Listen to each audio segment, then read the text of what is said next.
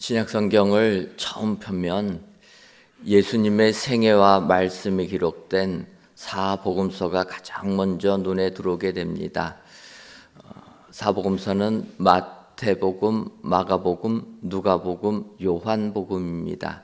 예수님의 생애를 기록한 이 복음서, 어찌 보면은 그래서 예수님을 가장 옆에서 모셨던 사람, 즉 예수님의 12 제자가 기록해야지 맞다 생각이 되는데, 사복음서를 보게 되면은 반절만 예수님의 12 제자인 마태와 요한이 기록하였고, 마가복음하고 누가복음은 한 달에 건넌 제자, 바꿔 말하면 베드로의 제자, 또 바울의 제자가 이 복음서를 기록하였습니다.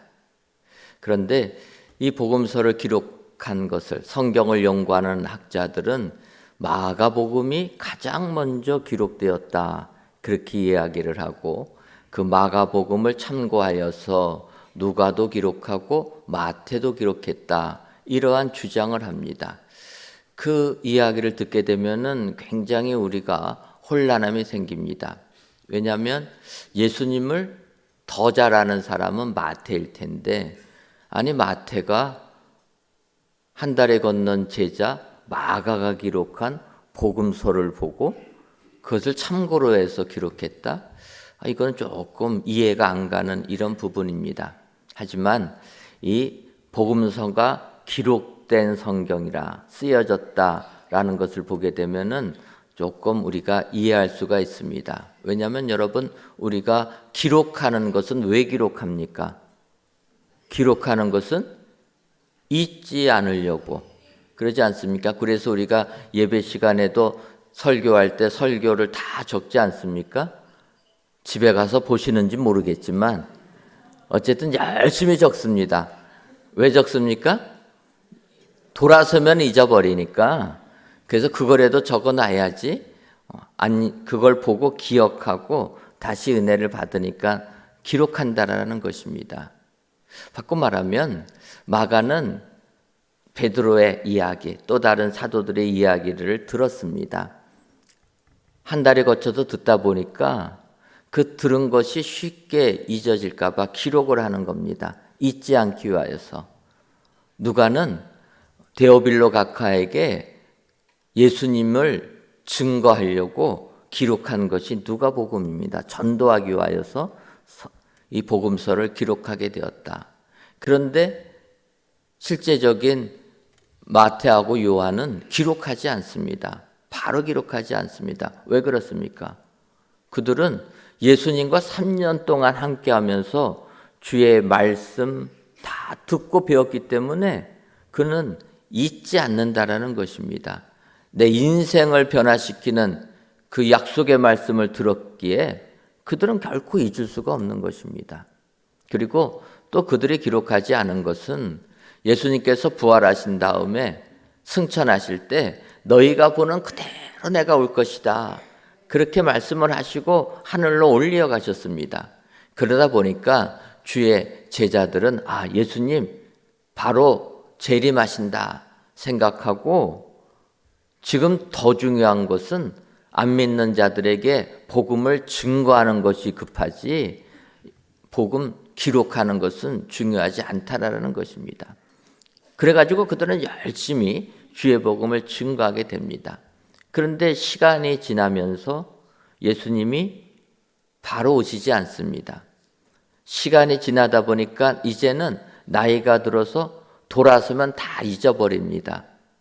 여러분 그러지 않습니까? 나이가 든다라는 게 무엇입니까? 핸드폰을 손에 들고 있는데도 핸드폰이 어디 있는지 몰라서 찾고 있는다라는 거예요. 조금 전의 시간도 다 잊어버립니다.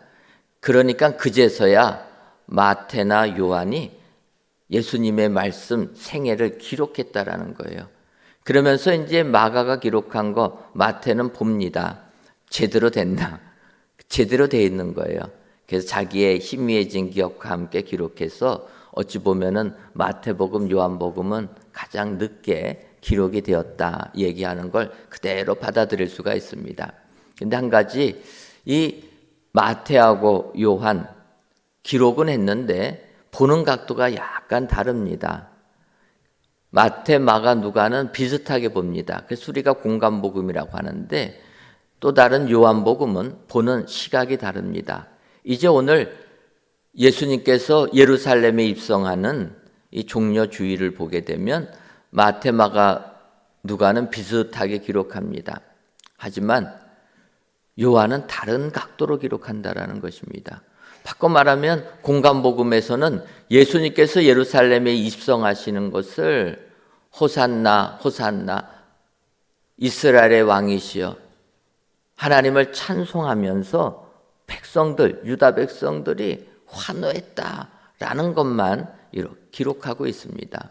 그래서 예수님께서 나귀 새끼 타고 오실 때 그런 백성들의 환호를 받으면서 예루살렘에 입성했다 표현하는데 요한복음 오늘 본문을 보게 되면은 약간 각도가 다릅니다. 오늘 요한복음 12장 특별히 16절을 보면 제자들은 처음에 이 일을 깨닫지 못하였다가 예수께서 영광을 얻으신 후에야 이것이 예수께 대하여 기록된 것임과 사람들이 예수께 이같이 한 것임이 생각났더라.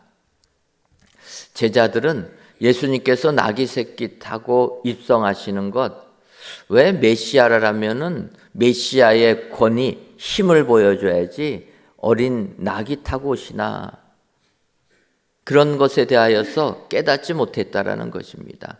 제자들의 무지를 기록합니다. 그리고 그들이 깨달은 것은 예수님께서 영광을 얻으신 후에야 바꿔 말하면 십자가의 죽임을 당하시고 사흘 만에 부활하신 그 부활의 영광을 본 후에야 이것이 하나님의 예언의 말씀 스가랴서 9장 9절의 말씀을 이루기 위하여서 이런 역사가 일어난 것이구나. 그것을 깨닫고 있다라는 것입니다. 이 요한의 이 부분은 지금 이 시대를 살아가는 우리들을 겸손하게 만듭니다. 예수님을 3년 동안 따라다닌 쫓았던 제자들조차도 하나님의 역사가 이루어지는 것을 눈으로 목도하면서도 깨닫지를 못했다라는 것입니다.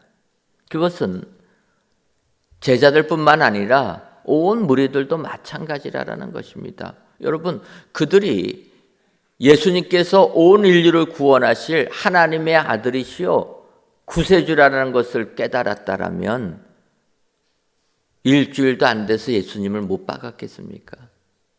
그러지 않았다는 거예요. 다 무지해서 깨닫지를 못했다. 하지만 예루살렘의 입성은 성경의 예언에 그대로 응해지는 것을 볼 수가 있다는 것입니다. 오늘 귀한 예배를 드리시는 사랑하는 성도 여러분, 오늘 하루 겸손하게 하나님과 동행해야 될 줄 믿습니다.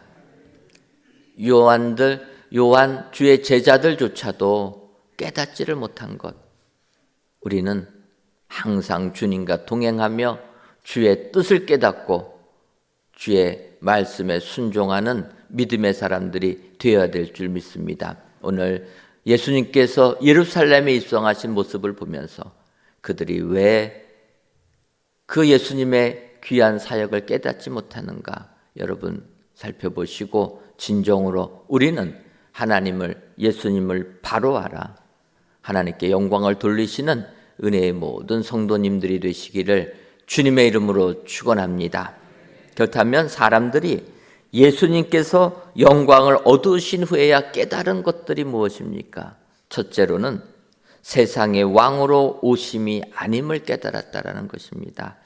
오늘 보면 요한복음 12장 12절과 13절을 보면 그 이튿날에는 명절에 온 큰 무리가 예수께서 예루살렘으로 오신다는 것을 듣고 종려나무 가지를 가지고 맞으러 나가 외치되 호산나 찬송하리로다 주의 이름으로 오시느니 곧 이스라엘의 왕이시여 하더라. 이렇게 말씀하고 있습니다. 명절에 온 큰 무리가 예수님께서 예루살렘에 입성하신다는 소식을 듣고 종려나무 가지를 가지고 마주로 나가 외칠 때 호산나 찬송하리로다 주의 이름으로 오시는 이 곧 이스라엘의 왕이시여 이렇게 외쳤다라는 것입니다. 명절에 온 큰 무리라는 것은 명절에 왔다라는 건 신앙심이 있는 자라는 것입니다. 믿음이 없는 사람은 하나님께 예배드리러 오지 않습니다. 지금도 마찬가지 아닙니까? 믿음이 없는 분들은 예배 생활을 안 한다는 것입니다. 그런데 믿음이 있는 사람은 내 집이 아무리 멀리 떨어져 있어도 주일마다 예배드리러 나오는 것입니다. 여러분, 멀리서 몇 시간 걸쳐서 예배당에 나오는 것 얼마나 어렵습니까? 옆에 주변에 계신 분들은 왜 이렇게 힘들게 교회를 가냐? 교회는 많은데 바로 옆에 있는 교회 가면 되지. 근데 왜 이렇게 옵니까? 오는 이유는 우리가 여기에서 하나님을 만났기 때문이라는 거예요. 내가 우리 교회에서 하나님을 만났기 때문에 그 만난 하나님, 그 하나님께 예배 드리려고 멀어도 오는 것 아닙니까? 저희 교회 멀리서 오시는 분들은 매주일 서산에서 오시는 분도 계십니다. 인천에서도 오시고 몇 시간씩 걸쳐가면서 오십니다. 믿음이 있는 겁니다. 더 나가서 그들이 외친 소리는 그런데 이스라엘의 왕이시여라는 거예요. 믿음이 있음에도 불구하고 그들은 세상 왕을 고대했다라는 것입니다. 호산나 찬송하리로다 주의 이름으로 오시는 이여 곧 이스라엘의 왕이시여 이렇게 찬송하면서 온 인류를 구원하실 메시아를 영접했었다면 참으로 우리 주님이 기뻐하셨을 텐데 그들이 외친 우리를 구원해달라 외친 그 내용은 세상의 왕으로 로마의 압제에서부터 내 삶의 고난에서부터 나를 구원해달라 그런 외침이었다라는 것입니다. 우리가 예수님 믿을 때 제일 중요한 것은 우리에게 하나님께서 우리에게 영생의 축복을 주신 것이 가장 큰 은혜인 줄 믿습니다. 주님이 세상의 왕으로 와서 세상 것을 주는 것이 그것이 복이 아니라 영원한 생명을 주시는 게 복인 줄 믿습니다. 우리가 영생을 얻은 이후에 주님이 다 이 세상 살 거 아셔서 세상 것 주시는 거지 영생 얻지 못하고 세상 것 얻는 것은 결코 복이 아니라는 것입니다. 그런데 오늘 예수님의 예루살렘의 입성을 찬송하던 그들은 그 예수님이 세상의 왕으로 오시는 것으로 착각했다라는 것입니다. 이것은 우리가 세상을 살면서도 항상 그렇게 얘기합니다. 요한복음 4장을 보면은 수가성의 여인이 나오게 됩니다. 예수님께서 사마리아의 성 수가성에 들어가셔서 그 여인과 만나는 내용입니다. 예수님께서 우물가에 물을 길러 온 그 여인을 보면서 이야기합니다. 나에게 물을 좀 달라. 그럴 때 요한복음 4장 10절을 보면 그때 그 여인이 얘기합니다. 아니 유대인들은 사마리아 사람들과 상종도 하지 아니하는데 왜 당신은 나에게 물을 달라고 하십니까? 그때 예수께서 대답하여 이르시되 내가 만일 하나님의 선물과 또 내게 물 좀 달라 하는 이가 누구인 줄 알았더라면 내가 그에게 구하였을 것이요 그가 생수를 내게 주었으리라. 예수님이 물 달라고 한 것은 그 여인과 대화하기 위하여서 얘기한 거지 목마르셔서 물 달라 이건 아니라는 것입니다. 어쨌든 그렇게 이야기하시면서 14절에 내가 주는 물을 마시는 자는 영원히 목마르지 아니하리니 내가 주는 물은 그 속에서 영생하도록 솟아나는 샘물이 되리라. 주님이 주시는 생명수는 영생하도록 솟아나는 샘물이라. 우리에게 영생의 축복을 주신다라는 것입니다. 생명수를 그래서 마시는 것 아닙니까? 그런데 그 여인은 뭐라고 얘기합니까? 주님이 이렇게 말씀하시니까 15절 보면 여자가 이르되 주여 그런 물을 내게 주사 목마르지도 않고 또 여기 물 기르러 오지도 않게 하옵소서. 주님은 영생의 샘물을 얘기하고 있는데 이 여인은 어떤 물을 얘기합니까? 세상의 물을 얘기하는 겁니다. 그래서 여기 물 기르러 오지도 않게 하옵소서. 물 기른다는 것이 얼마나 힘듭니까? 사람은 물 없으면 죽기 때문에 아무리 우물이 멀리 떨어져 있어도 수고를 마다하지 않고 나와야 된다는 것, 길러야 된다는 것입니다. 그러니까 주님이 영생하도록 솟아나는 물을 주겠다 말씀하시니까 그 여인은 금을 달라라는 거예요. 그런데 영생에는 관심이 없고 그 여인은 우물 기르러 오지 않는 것에 관심이 있다라는 것입니다. 이것이 세상 사람들이 예수님을 바라보는 시각이라는 것입니다. 오늘 예수님께서 예루살렘 성에 입성하실 때 그 사람들은 이스라엘의 왕이시여를 외쳤습니다. 우리를 구원해 주옵소서를 외쳤습니다. 그런데 그들이 외친 그 예수님은 세상 왕으로 로마의 압제에서 벗어나게 해주실 전쟁에서 승리하는 왕, 그 왕을 구했다라는 것입니다. 하지만 오늘 성경을 보게 되면 예수께서 영광을 얻으신 후에 이 모든 것을 깨닫게 되었다. 오늘 귀한 예배를 드리시는 사랑하는 성도 여러분, 우리는 예수님의 죽으심과 영광을 다 압니다.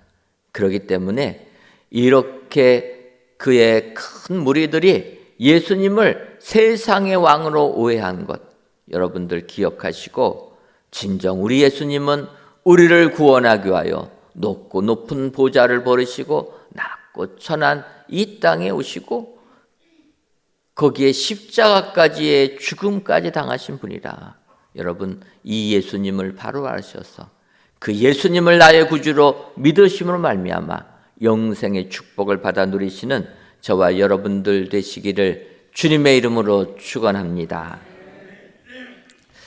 다음으로 예수께서 영광을 얻으신 후에야 그들이 깨닫게 된 것은 예수님은 성경의 예언을 이루시는 분임을 깨닫게 되었다는 것입니다.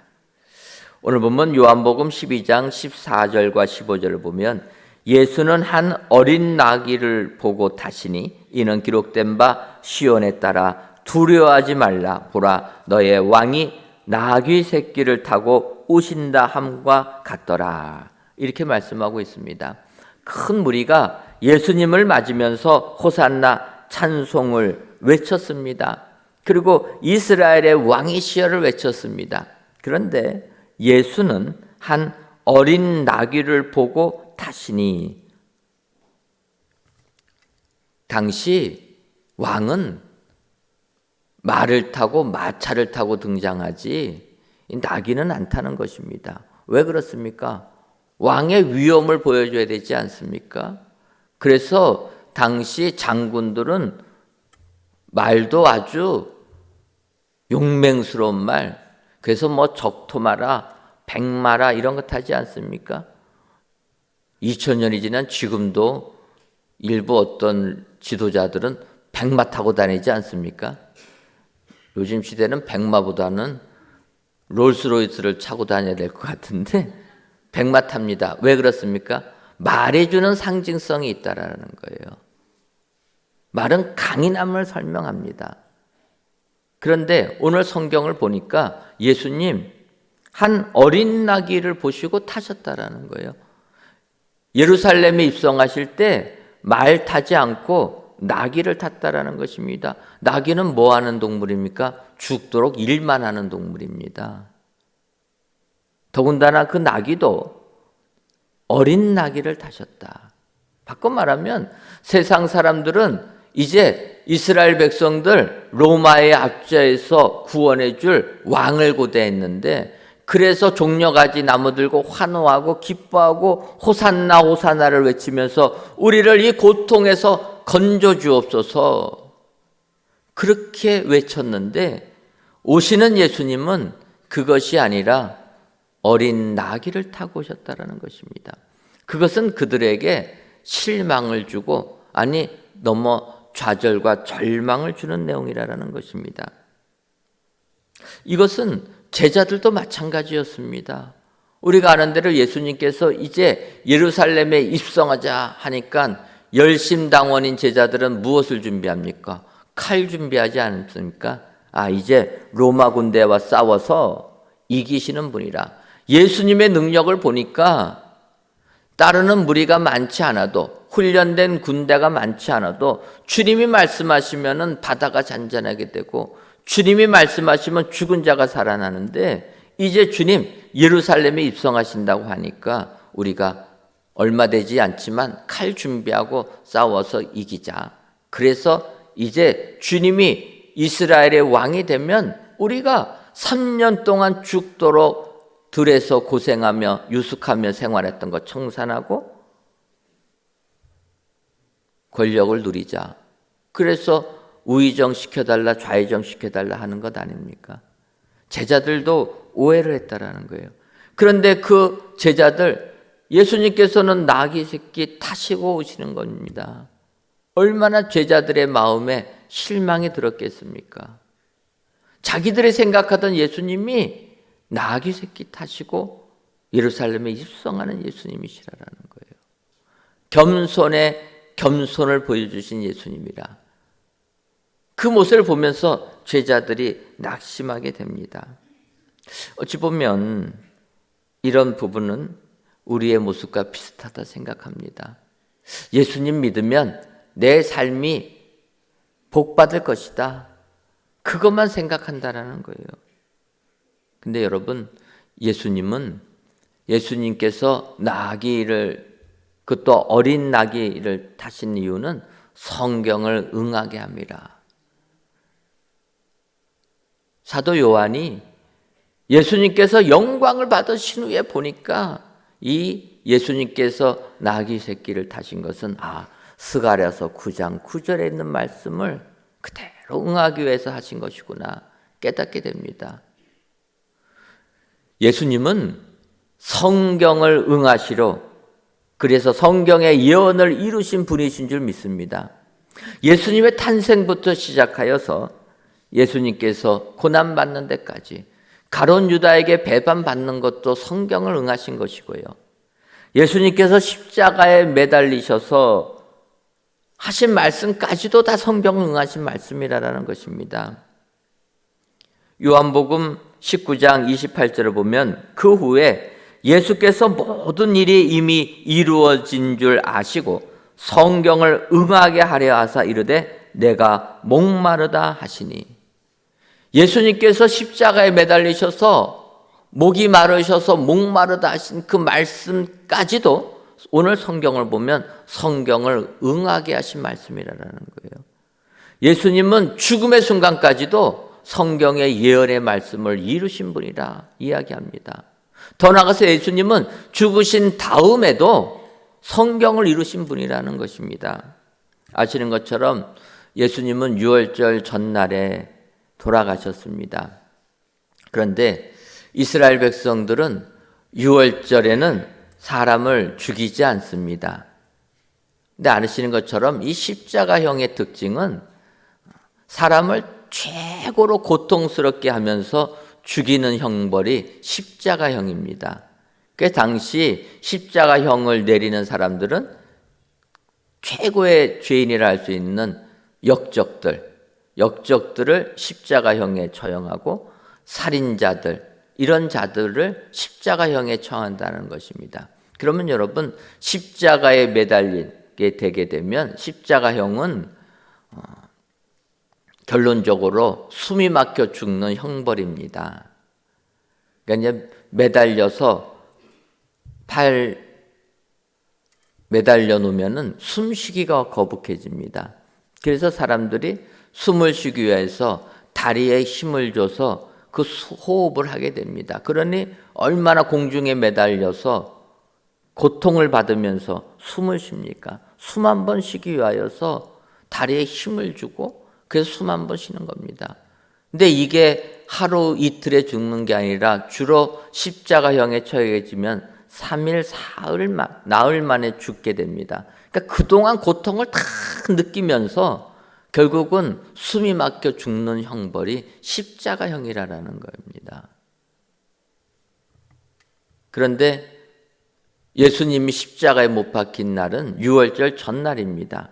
그러니까 유대인들이 요구하는 거예요. 빨리 죽여라. 십자가형은 처했지만 이렇게 시간 오래 놔두면 안 된다라는 거. 명절 때는 사람 죽이면 안 되니까 빨리 죽여라. 그래서 로마 군인들이 다리를 꺾어서 죽이려고 가보니까 예수님은 벌써 돌아가셨다라는 거예요. 이 다리를 꺾는다는 게 뭐냐면 앞서 말씀드린 대로 숨을 쉴 때 다리에 힘을 주어서 몸을 들어 올려 숨을 쉬어야 되는데 다리뼈가 부러지고 나면 몸을 들어 올릴 수가 없습니다. 그러니까 바로 숨이 막혀서 죽게 되는 겁니다. 그래서 십자가형을 처형할 때 빨리 죽이려면 다리를 꺾는 것인데 예수님은 십자가에 매달리신 지 6시간 만에 돌아가셨습니다. 그래서 로마 군인들이 유대인들의 말에 못 이겨 다리를 꺾으려고 가보니까 벌써 돌아가신 것을 확인했다라는 거예요. 근데 이러한 부분들이 성경에 예언된 말씀이라는 것입니다. 그래서 오늘 요한복음 19장 36절 37절 보면 이 일이 일어난 것은 그 뼈가 하나도 꺾이지 아니하리라 한 성경을 응하게 하려 함이라. 또 다른 성경에 그들이 그 찌른 자를 보리라 하였느니라. 이렇게 말씀하셨던 것을 이뤘다라는 것입니다. 민수기 9장 12절의 말씀, 시편 34편 20절의 말씀을 그대로 이루셨다라는 것입니다. 여러분, 예수님은 성경의 예언을 응하시는 분인 줄 믿습니다. 무지한 제자들은 영광을 받으신 이후에야 이 예수님의 모습을 보면서 예수님 성경을 응하신 분이구나. 그제서야 깨달았다라는 것입니다. 우리는 지금 시간이 흘러서 이 내용을 다 알고 있습니다. 우리는 예수님께서 이 땅에 오신 것은 성경의 예언을 응하러 오신 분이라. 여러분 믿으셔서 구원의 은혜를 받으시는 저와 여러분들 되시기를 주님의 이름으로 축원합니다. 마지막으로 주께서 영광을 얻으신 후에야 그들이 깨달은 것은 죽은 자를 살리는 표적 행하심은 예수님의 부활을 알리기 위함이라는 걸 깨닫게 되었다는 것입니다. 요한복음 12장 17절과 18절을 보면 나사로를 무덤에서 불러내어 죽은 자 가운데서 살리실 때에 함께 있던 무리가 증언한지라. 이에 무리가 예수를 맞으면 이 표적 행하심을 들었습니다. 무리들이 예수님을 맞이한 까닭은 주님이 나사로를 살리셨다라는 그 표적 행하심을 들어서 그들이 예수님을 환영했다라고 성경이 이야기하는 겁니다. 바꿔 말하면 표적 행하심을 듣지 못했으면 그들은 예수님 환영도 안 했을 것이다. 예수님을 오해한 그들이 그렇게 큰 무리가 모여서 찬양한 것은 표적 행하심 때문이라는 것입니다. 그런데 예수님께서 죽은 나사로를 살려주신 것은 주님의 부활하심을 보여주기 위해서지 너희들에게 내가 능력 있다 이거 보여주려고 하신 것 아니다라는 것입니다. 사실 우리가 세상 살면서 질병만 고쳐줘도 우리는 열광합니다. 그렇지 않습니까? 용하다는 의사 있으면 다 따라가지 않습니까? 그런데 그 무리들 예수님께서 죽은 나사로, 죽은 지 나흘이 돼서 썩어 들어가는 나사로를 살리셨다 이 이야기를 들으니까 그들이 그 표적으로 인하여서 예수님께 나았다라는 것입니다. 호산나를 외쳤다라는 것입니다. 그런데 예수님은 이 세상에 오셔서 많은 표적 보여주신 것은 내가 메시아임을 알려주기 위함이라는 거예요. 하나님의 아들임을 알려주는 것입니다. 그리고 그의 이 땅에서의 사역을 알려주시기 위하여서 이적과 기사와 표적을 행하신 분이라는 것입니다. 우리가 아는 대로 요나의 표적을 보여주시겠다. 또 이스라엘 백성들이 얘기하면 성전을 헐어라. 내가 사흘 안에 이 성전을 다시 회복시키겠다. 다 예수님의 죽으심과 부활하심을 이야기하는 것입니다. 거기에 비춰보면 나사로가 죽었다가 살아난 것, 예수님의 부활을 의미하는 것 아니겠습니까? 예수님께서 나사로를 살리시기 전에 마르다와 대화합니다. 그때 나는 부활이요 생명이니, 예수님께서 그때 벌써 나는 부활이요 생명을 외쳤다라는 것입니다. 그러면서 나사로를 살려주십니다. 하지만 많은 제자들, 그 제자들은 그걸 깨닫지 못했습니다. 예수님께서 무덤에 계시다 부활하셨을 때 거기를 찾아간 그 여인들에게 천사가 얘기합니다. 누가복음 24장 7절을 보면 이르시기를 인자가 죄인의 손에 넘겨져 십자가에 못 박히고 제3일 만에 다시 살아나야 하리라 하셨느니라 한데 너희들 어찌하여서 무덤에서 예수님을 찾느냐. 그때서야 예수님의 말씀을 기억하게 되었다. 성경이 이야기합니다. 많은 사람들 예수님의 이 예루살렘 입성을 보면서까지도 오해를 하고 있다. 오늘 성경이 얘기합니다. 하지만 우리는 그 모든 되어진 일을 알기 때문에 이제 예수님께서 죽으시고 부활하신 그 모든 것은 하나님의 은혜요 축복이다. 이제는 우리가 무지야에서 벗어나서 예수님을 바로 알고 그 예수님과 동행하여 영생의 축복을 받아 누려야 될 줄 믿습니다. 오늘 이 귀한 예배를 드리시는 저와 여러분들이 예루살렘에 입성하시는 예수님을 보시면서 그 예수님과 평생도록 동행하시고 호산나를 외치시는 은혜의 모든 성도님들 되시기를 주님의 이름으로 축원합니다. 기도하겠습니다. 하나님, 이 예배를 기뻐 받아 주옵시고 모든 예배자들의 입술 위에 호산나를 외치는 감사 찬송만이 충만하게 하여 주옵소서. 이 시간 예수께서 영광을 얻으신 후에야 라는 제목으로 말씀을 주시니 감사합니다. 바라기는 큰 무리와 제자들조차도 예수님의 예루살렘 입성의 의미를 깨닫지 못함을 알아 우리들은 이 같은 무지의 전철을 밟지 말게 하여 주옵소서. 예수님의 예루살렘의 입성은 세상의 왕으로 오심이 아니고 성경의 예언을 이루시는 분임을, 표적 행하심은 예수님의 부활을 알리시기 위함임을 알아 영광을 얻으신 후에야 깨닫는 무지한 자들이 아니라 예수님의 예루살렘 입성을 감사하고 항상 깨어있는 은혜의 성도님들이 되게 하여 주옵소서. 예수님의 이름으로 기도하옵나이다. 아멘.